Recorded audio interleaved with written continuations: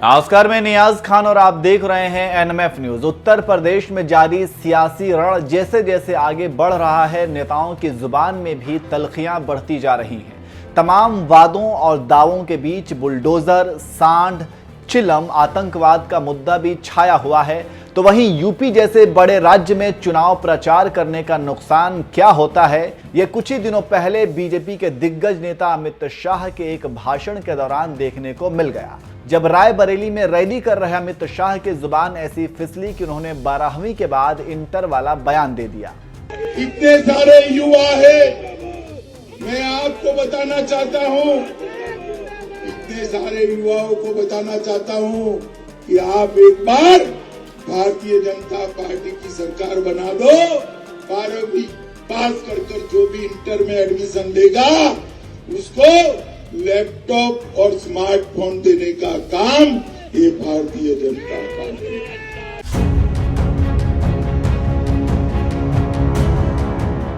जब देश के गृह मंत्री अमित शाह की जुबान फिसल सकती है तो भला पार्टी बदलकर आए मनीष रावत की जुबान फिसल जाए और बीजेपी की बजाय सपा के लिए वोट मांगने लगे तो भला इसमें उनका क्या कसूर। ये तो उन पर चढ़ा सपाई रंग है जिसे भगवा होने में थोड़ा वक्त तो लगेगा ही।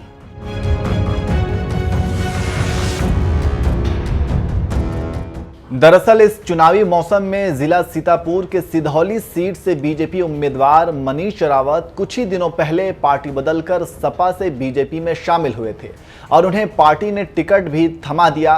लेकिन जब सूबे के डिप्टी सीएम और बीजेपी के दिग्गज नेता केशव मौर्य की मौजूदगी में मनीष रावत ने जनता से वोट मांगना शुरू किया तो उनकी जुबान से बीजेपी के बजाय सपा का नाम निकल गया और कह दिया, मुझे 23 तारीख को तीसरे नंबर पर पड़ने वाले साइकिल निशान के सामने वाला बटन दबाकर आशीर्वाद दे। इतना बोलते ही पास में खड़े कार्यकर्ताओं ने उनकी गलती पकड़ ली और उन्हें याद दिलाया कि साइकिल नहीं, कमल का बटन दबाना है। 23 तारीख को तीसरा खाना साथियों साइकिल वाला बटन दबा के आशीर्वाद दे देना। मनीष रावत कमल 23 तारीख को 23 तारीख को तीसरा खाना कमल वाला निशान दबा करके निशान से साथियों आशीर्वाद दे देना मनीष रावत को। ये मनीष रावत आपके साथ में हमेशा खड़े रहेंगे साथियों। 23 तारीख कमल निशान मैं चाहता हूँ आप सभी लोग, मैं मनीष रावत को 23 तारीख को तीसरा खाना साथियों साइकिल वाला बटन दबा के आशीर्वाद दे देना। मनीष रावत कमल 23 तारीख को 23 तारीख को तीसरा खाना कमल वाला निशान दबा करके निशान से साथियों आशीर्वाद दे देना मनीष रावत को। ये मनीष रावत आपके साथ में हमेशा खड़े रहेंगे साथियों। 23 तारीख कमल निशान।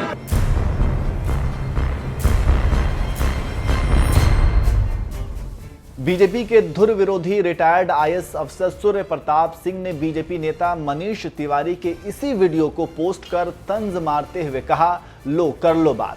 सिधौली सीतापुर में भाजपा विधायक साइकिल का बटन दबाने की अपील कर बैठे, पीछे से किसी ने बोला तो सॉरी कह बदले शब्द। ये भी 12वीं से इंटर वाले हैं। दिन रात साइकिल घूम रही है दिमाग में। बीजेपी नेता की जुबान फिसलने वाली वीडियो पर पूर्व आईएएस भले ही मजे ले रहे हों, लेकिन आपको बता दें कि कुछ ही दिनों पहले समाजवादी पार्टी के नेता दुर्गा प्रसाद यादव की भी एक वीडियो खूब वायरल हुई थी, जिसमें उन्होंने जोश जोश में अपनी पार्टी सपा को ही उखाड़ने की बात कर डाली थी। हम निकालेंगे, सभी लोग निकालेंगे, चौपाल लगा रहे हैं, निकालेंगे। हमारे यहाँ तो जनता का देख ही रहे हैं, जल सैलाब बढ़ा हुआ है यहाँ पर, और आने वाले दिनों में और हम करेंगे। इसलिए हम मजबूती से हम सब लोग संकल्प लेंगे और लेकर के अब समाजवादी पार्टी को उखाड़ फेंकने का काम करेंगे और आने वाले दिनों में और हम करेंगे। इसलिए हम मजबूती से हम सब लोग संकल्प लेंगे और लेकर के अब समाजवादी पार्टी को उखाड़ फेंकने का काम करेंगे। जैसे बीजेपी वालों का ये कहना है, जैसे बीजेपी वालों का ये कहना है।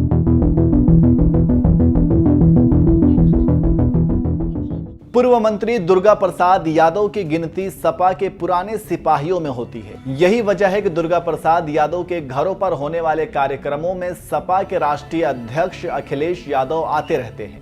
साल 2017 के विधानसभा चुनाव में जब पूरे प्रदेश में भाजपा की लहर चल रही थी, उस समय भी दुर्गा प्रसाद यादव अपने करीबी प्रतिद्वंदी भाजपा के अखिलेश मिश्रा गुड्डू को 26,000 मतों से हराया था और इस बार भी अखिलेश यादव ने आजमगढ़ सदर सीट से दुर्गा प्रसाद यादव को ही टिकट दिया है। बहरहाल नेताओं की इस फिसलती जुबान पर आपका क्या कहना है, अपनी राय हमें कमेंट कर जरूर बताएं। और साथ ही बीजेपी को जिताने के लिए धुआंधार चुनाव प्रचार कर रहे सीएम योगी ने अयोध्या की रैली में क्या कुछ कहा, आइए आपको सुनाते हैं।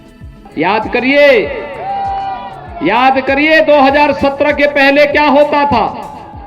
हर तीसरे दिन एक दंगा होता था कि नहीं होता था? हर तीसरे दिन एक दंगा होता था ना। 5 साल में आपने कोई दंगा सुना? आज उत्तर प्रदेश में दंगा नहीं होता है। और जो लोग धमकी देते थे कि अयोध्या में राम मंदिर का फैसला आएगा तो ये हो जाएगा, तो मैं तब भी बोलता था भाई मच्छर भी नहीं मरने वाला है, कुछ नहीं होगा, फैसला दो और अयोध्या में राम मंदिर के निर्माण कार्य को आगे बढ़ाओ। भव्य मंदिर का निर्माण कार्य हो रहा है। ये धमकीबाज, ये जो पेशेवर माफिया थे, धमकीबाज थे, पेशेवर गुंडे थे, 4.5 वर्षों तक बिलों के अंदर दुबके थे। चुनाव की घोषणा के बाद फिर से बाहर आकर के धमकीबाज बन गए, धमकी दे रहे हैं। हमने कहा देखो थोड़े दिन और इनकी गर्मी रहने दो, 10 मार्च के बाद सब शांत हो जाएगा। 10 मार्च के बाद सब अपने आप शांति। और भाइयों बहनों, मैं यही कहने के लिए आया हूं, याद करिए भारतीय जनता पार्टी की सरकार बनी, हमने अन्नदाता किसानों का कर्ज माफ किया। पहला काम क्या किया था? अन्नदाता किसानों की कर्ज माफी का। और अन्नदाता के किसानों की कर्ज माफी का काम किया था तो अयोध्या जिले में भी भाइयों बहनों 50,400 किसानों का कर्ज माफ हुआ था। 50,400 अयोध्या जनपद में। हमने दूसरा निर्णय लिया था अवैध बूचड़खानों को बंद करने का। अवैध बूचड़खाने बंद होने चाहिए कि नहीं होने चाहिए? और हमारा निर्णय ये है, हम गौ माता को कटने नहीं देंगे, लेकिन अन्नदाता किसानों की फसलों को भी नुकसान नहीं होने देंगे। ये दोनों काम साथ साथ चलेंगे। अगर किसी कसाई को ये गलतफहमी होगी कि वह गौ कसी करके समाज में अव्यवस्था फैलाए, तो फिर उसको भी सोच लेना चाहिए कि सरकार पहले से निर्णय ले चुकी है कि अवैध बूचड़खाने नहीं चलेंगे। गौ माता को कटने नहीं देंगे, लेकिन अन्नदाता किसानों की फसलों को भी नष्ट नहीं होने देंगे। और इसीलिए सरकार ने तय किया है हर बेसहारा गाय के लिए गौशाला बनाएंगे। हर गौशाला को ऊर्जा के साथ जोड़ेंगे, प्राकृतिक खेती के साथ जोड़ेंगे। और भाइयों बहनों, जो किसान बेसहारा गायों की देखभाल करेगा, हर गाय पर हर महीने 900 रुपए उसको उपलब्ध कराएंगे।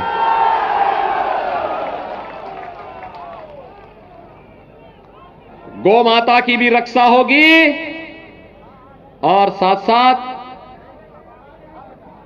अब कोई अवैध बूचड़खाना नहीं चलेगा। जैसे अपराधी अपने गले में तख्ती लटका करके थाने थाने खड़ा होता है ना कि जान बख्श दो, ऐसे ही हर कसाई भी अब ठेला लगा करके कहीं सब्जी बेचता हुआ दिखाई देगा। पाप से उसको मुक्त किया जा रहा है। पाप से, पाप की दुनिया से हट करके पुण्य की दुनिया में जाएगा।